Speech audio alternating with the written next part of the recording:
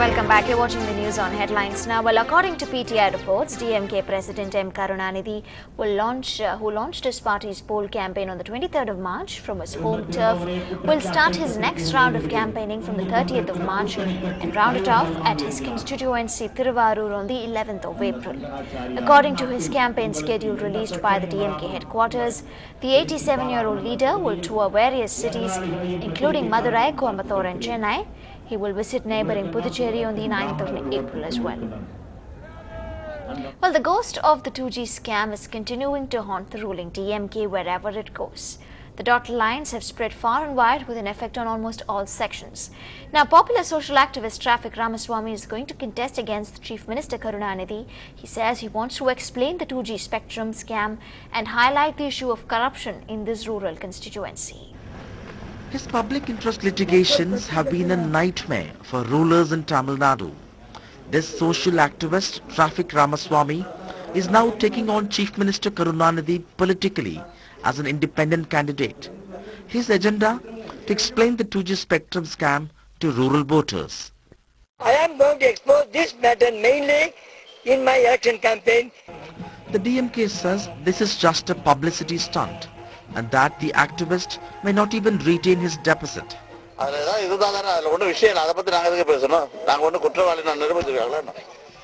Clearly, the shadow of 2G is refusing to disappear, even after Karunanidhi moved out of his bastion Chennai, fearing the alleged scam could make a dent in his urban vote bank. With Chandran at Thiruvarur in Chennai, Sam Daniel, Find the TV. Well, there are a few surprise candidates this year around, and welcome a new entrant, My Neta. Talk about politics on your fingertips. This advanced SMS option helps you do just that. Want to know who is contesting in your constituency? Who is opposing whom? And do any of them have criminal records? And what assets do they own? Get your answers by just sending an SMS. Our ADR, if you SMS 56070, My Neta and the PIN code, then you will get details about the criminal records and financial records of the candidates who are standing in that particular constituency. All you have to do is type My Neta, leave a space and type the name of your constituency or PIN code to get your answers. The brainchild of Association of Democratic Reforms, or ADR, aims to give information and offers a more transparent scrutiny of candidates.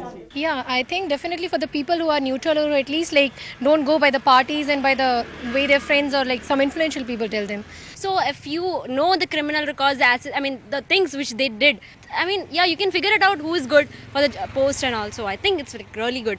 With practically everyone having a cell phone, this facility is expected to be a hit this year.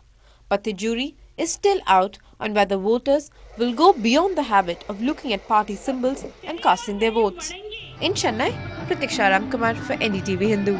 On to some national news now. While fresh arrests have been made in the scam that puts the lives of thousands of air passengers at risk, 4 people, including a senior DGCA official and a pilot, have been arrested by the Delhi police in connection with the fake pilot scam.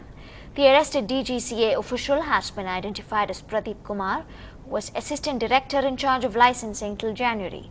This is the first time that an official of the aviation regulator, the Directorate General of Civil Aviation, has been arrested in this scam. Other arrests include a pilot and 2 touts. With these, the total arrests so far in the scam goes up to 8. Several pilots have been arrested in the last few days for obtaining flying licenses by either using fake documents or forging the necessary flying hours required to get a license. Around 4,000 pilot licenses are now being scrutinized by the DGCA. Moving on, how serious is BJP in backing the Hindu nationalism? Is it the party's fundamentals or just an issue to attract votes? WikiLeaks has released a cable of the 2005 US envoy to India, Robert Blake, in which he says senior BJP leader Arun Jaitley told him that Hindu nationalism was an opportunistic issue that will always be a talking point for the BJP.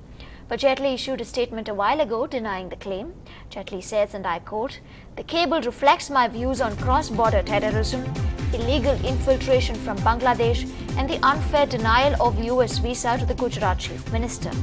However, the use of the word opportunistic in reference to nationalism or Hindu nationalism is neither my view nor my language. It could be the diplomat's own usage, unquote.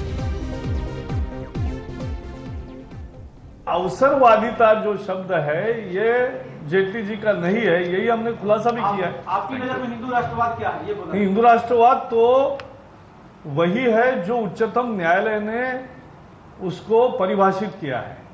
उच्चतम न्यायालय ने कहा है कि हिंदुत्व इस देश की जीवन शैली का हिस्सा है, अंग है, अभिन्न अंग है, ये देश के, this is the Hindutva is the way of life of this country, ये कहा है, तो ये मजहब के अर्थ में नहीं है। And on to some news from the international quarters, where Libya's Gaddafi says over 100 civilians have been killed in the coalition fire and about 500 injured so far.